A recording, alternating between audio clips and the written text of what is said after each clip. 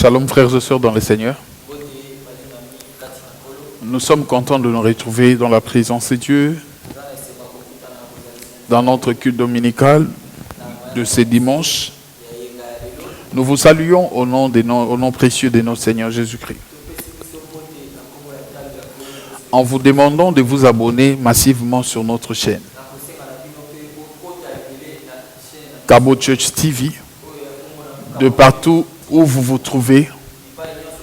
Abonnez-vous pour suivre de tels moments, de tels cultes dans notre chaîne. Je suis dans le livre d'Exode. Ces derniers temps, on partage dans les cultes les livres d'Exode. Dans de Maternité des Solutions, le livre de Psaumes. Ce matin, je suis dans le livre d'Exode. Chapitre 5, je prends partie du verset 19. Les commissaires des enfants d'Israël virent qu'on le rendait malheureux en disant: vous ne retrancherez rien de briques. Chaque jour, la tâche du jour. En sortant de chez Pharaon, ils rencontrèrent Moïse et Aaron qui les attendaient. Il leur dit que l'Éternel vous regarde et qu'il juge. Vous nous avez rendu odieux à Pharaon et à ses serviteurs. Vous avez mis une épée dans leurs mains pour nous faire périr. Moïse retourna vers l'Éternel et dit: Seigneur, pourquoi as-tu fait du mal à ces peuples? Pourquoi m'as-tu envoyé? Depuis que je suis allé vers Pharaon pour parler en ton nom, il fait du mal à ces peuples. Et tu n'as point délivré ton peuple. Frères et sœurs, ces lectures que je viens de lire me sert à partager avec vous une petite pensée aujourd'hui. Ces lectures me servent à partager avec vous une petite pensée aujourd'hui. Ici, l'Israël était sur le point de sortir de l'Égypte. Et Dieu envoie Moïse pour aller libérer son peuple. Moïse va voir Pharaon pour demander à ce qu'il libère le peuple de Dieu. Arrivé chez Pharaon, ça pose problème. Pharaon a commencé à faire souffrir le peuple d'Israël. Au point que ces peuples, ils sont venus vers Moïse. Ils ont dit que Dieu soit juge entre nous et vous. Parce que vous nous avez rendu odieux à Pharaon. Il nous prend mal depuis un certain temps. Il nous fait souffrir. L'attitude ou le comportement de Pharaon vis-à-vis des enfants d'Israël, c'est le même comportement que l'ennemi fait, qu'il agit quand le temps de la visitation arrive plus proche, quand on est proche du temps de la visitation. Le diable crée toujours des zizanées. Il crée toujours des choses afin de nous décourager. Son but, c'est de détourner notre attention. Au lieu de regarder ce que Dieu veut faire, au lieu de regarder l'accomplissement de promesses de Dieu, il cherche à détourner notre attention pour qu'on le regarde lui ou qu'on regarde ce qu'il est en train de faire. Tu es en train de vivre des moments où Dieu t'a promis, Dieu t'a dit: je ferai ça pour toi, je te donnerai ça. Tu sens dans ton esprit, tu es convaincu dans ton cœur, au plus profond de toi, tu es convaincu que Dieu t'a promis, Dieu t'a dit des choses. Mais tu es en train de vivre une situation bizarre, où tu vis des choses bizarres. Tu traverses une période où, de la bouche des gens, il n'y a que ton nom qui sort en mal. S'ils veulent citer en mal le nom de quelqu'un, c'est ton nom qui est cité. Tu traverses ces événements où tu fais une affaire, ça tourne au vinaigre, ça ne marche pas. Au lieu que ça prospère, tout le monde prospère, mais ton affaire à toi ne fait soit que chuter, soit reculer en arrière. Tu vois dans le travail des problèmes. Tu sens que tu es sur la voie qu'on te fasse partir du travail. Alors que Dieu t'a promis, Dieu t'a dit, il t'a rassuré que c'est le temps que lui il a prévu de faire. Mais quand tu regardes, tu vis des situations contraires. Je suis venu te dire, ne détourne pas ton regard, ton attention des choses que Dieu a dit. Regarde des choses que Dieu a dit. Israël, Dieu a dit que le temps est arrivé où tu dois sortir de l'Égypte. Ne regarde pas les mains le peuple plutôt qui est entre les mains des pharaons. Parce que quand ils sont sortis, les anciens d'Israël, ils ont dit à Moïse, vous avez mis une épée entre les mains des pharaons. Frères et sœurs, l'épée des pharaons ne nous tue pas. Parce que Pharaon lui-même est réservé pour faire la gloire de Dieu, faire éclater la gloire de Dieu. Lui et toute son armée. Son épée ne nous tue pas. Ça ne nous fait point de mal. Son épée peut nous blesser. Son épée peut nous faire souffrir. Mais ça ne nous tue pas. Je viens te dire que l'épée de Pharaon ne te tuera pas. Regarde ce que Dieu a dit. Sois fixé sur les promesses de Dieu. La stratégie de l'ennemi, il aime quelquefois, quand on avance avec Dieu, qu'il vienne nous arrêter quelque part. Regardez Ananias et Saphira. Regardez ça, Ananias et Saphira. Ils sont allés vendre leurs propres biens, leurs champs. Ils viennent vers Moïse. Ils disent à Moïse, pardon, ils vendent leurs champs, ils viennent vers Pierre, pardon. Ils disent à Pierre, voici ce que nous avions vendu. Voici les prix que nous avions vendu les champs. Écoute Pierre. Il dit, Ananias, pourquoi le diable t'a poussé jusqu'au point de monter au Saint-Esprit? Ma Bible m'a dit, Ananias est tombé sur place. Il est mort. C'est ça l'ennemi. Ananias, c'est qu'il ne savait pas. S'il avait tout pris, le prix qu'il avait vendu les champs, et qu'il avait donné à l'église, il allait vivre une visitation. Dieu allait amener sa vie à une autre dimension. Les diables, les sachant, ils viennent parler à ses oreilles, lui poussant à commettre une erreur. Ne suis pas la manœuvre de l'ennemi. Tout ce qu'il est en train de planifier, tout ce qu'il complote contre toi, je viens te dire, les plans de Dieu, ce que Dieu a déclaré, ce que Dieu a dit, vont se réaliser sur toi. Je préfère avec Dieu quelquefois que l'on marche, qu'on marche, même à genoux. Mais on est en train de marcher. Même si tu ne marcheras pas debout, je préfère que tu marches à genoux. Mais que tu sois sur le point d'avancer avec Dieu. Mon souci, que tu ne t'arrêtes pas. Que tu ne t'arrêtes pas.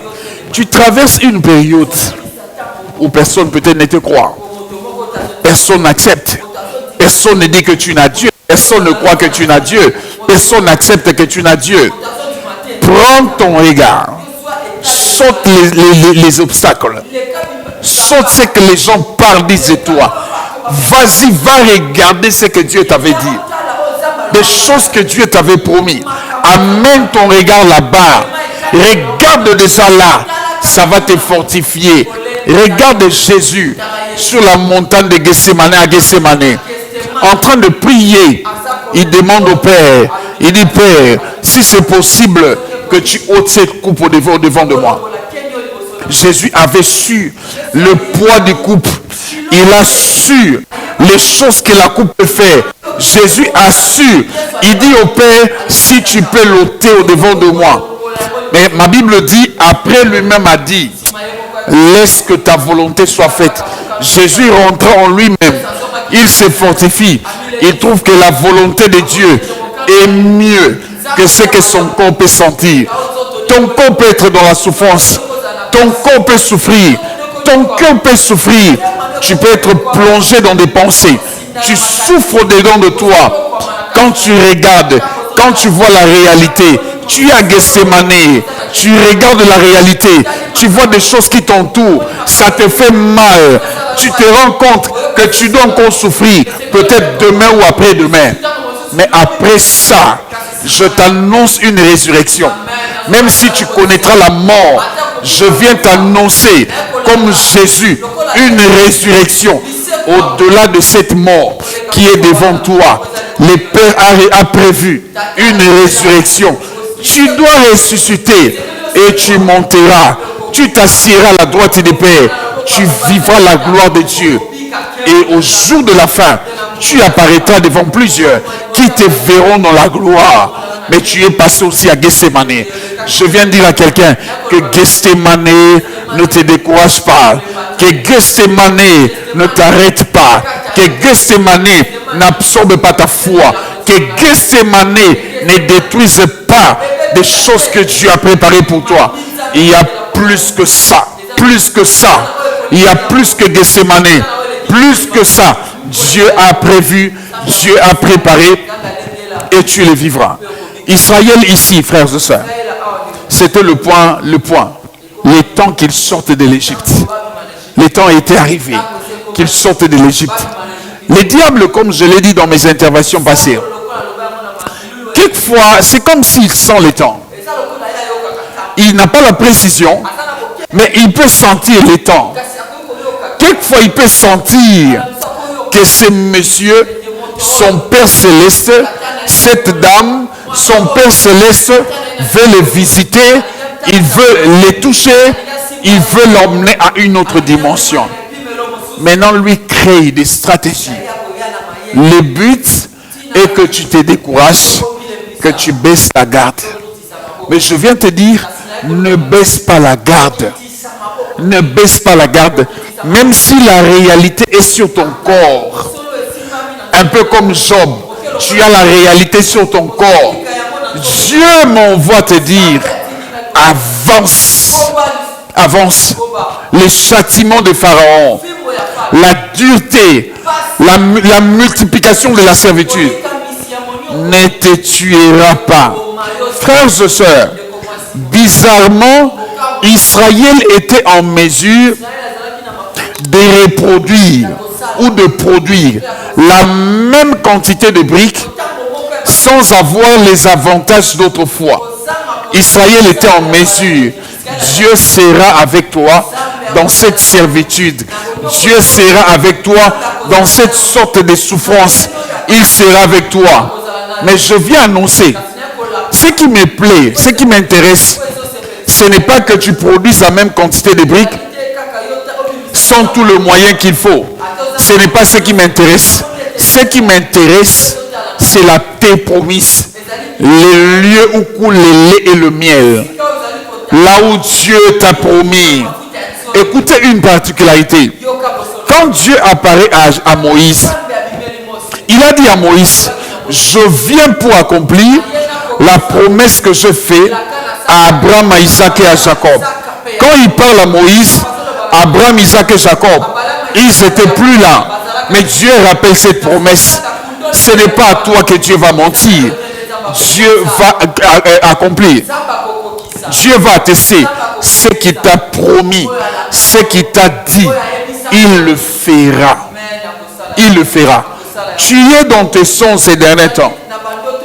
Tu sens des oppressions la nuit. Quand tu dors, tu vois des gourous des mondes des ténèbres venir t'attaquer. Tu te poses la question, c'est l'heure à laquelle, c'est la période à laquelle je devais vivre la visitation de Dieu. D'où me viennent ces choses? Tu vois des réalités bizarres. Au-delà des réalités bizarres, tu as comme l'impression, les hommes se sont complotés pour te faire souffrir. Ils vivent de manière éparpillée. Mais ils font des choses comme s'ils étaient en connivence. Comme si c'est préparé, c'est planifié. Je te dis qu'il y a un maître qui organise ça. Ce maître s'appelle l'ennemi, le diable Satan. Mais Dieu m'envoie te dire de fixer le regard sur ce que Dieu t'avait dit. Même si tu as tout perdu, même si tu n'as plus rien, tu as perdu la réputation, tu as perdu la richesse, tu as perdu la renommée. Dieu m'envoie te dire, il va agir, il va faire ce qu'il avait dit à Buisson Ardent. Pharaon n'est pas plus puissant que Dieu. Pharaon n'est pas plus grand que Dieu. Frères et sœurs, je viens parler à quelqu'un qui fait des mauvais songes ces derniers temps. Je viens parler à quelqu'un qui vit des choses bizarres ces derniers temps la nuit. Tu dors, tu vois des choses bizarres, des choses pas comme possibles. Tu te poses la question, où est Dieu? Seigneur, on m'a dit que tu protèges. Seigneur, on m'a dit que tu fais ça. Pourquoi moi je ne vois pas ça? Dieu m'envoie te dire, il le fera. Il est là pour ta protection. Il est là pour ta sécurité. Il se tiendra au devant de toi. Il se tiendra derrière toi. Il se tiendra à gauche et à droite pour toi. Pour ta protection et ta sécurité. Et tu vivras la main de Dieu. Tu sortiras de l'Égypte. Pharaon, il n'est pas là pour te faire souffrir. Le but et le rôle de Pharaon, c'est pour faire éclater la gloire de Dieu. Bénis Dieu pour la présence de Pharaon. Bénis Dieu pour ses stratégies. Parce que tout ce que Pharaon fait, comme la Bible dit, toutes choses concourent au bien de ceux qui aiment Dieu. Tout ce que Pharaon est en train de faire, il planifie une gloire de Dieu. Il planifie un miracle divin. Il planifie une manifestation de Dieu. Dieu va se manifester et tu verras la main de Dieu. Abonnez-vous sur Kabo Church TV, YouTube. Abonne-toi. Envoie les liens à ton frère, à ta soeur. Dieu ne manquera pas de te faire du bien. Frères et sœurs, nos cultes, la particularité, ils ne traînent plus. Parce qu'on n'a pas besoin que vous utilisez beaucoup de mégas pour nous suivre. Raison pour laquelle on vous prêche avec des petites pensées. En conclusion, je viens te dire, tiens bon. Les réalités présentes passeront. Tiens bon. Des choses que tes yeux voient passeront. Ça va passer. Prends ton regard. Dépasse ces réalités. Va vers la promesse de Dieu. Va vers des choses que Dieu t'avait dites. Là où ton esprit est arrivé, ton corps finira par arriver.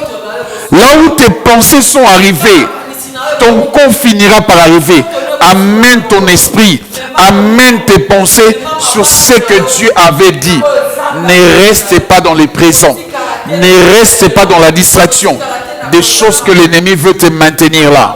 Non, ne reste pas dans ça. Avance. Et le Dieu de la Bible, le Dieu d'Abraham, d'Isaac et de Jacob, il te bénira. Il te fera du bien. Dans le nom de Jésus-Christ. Revoyons-nous dans notre prochain culte. Que Dieu nous bénisse. Dieu nous bénisse.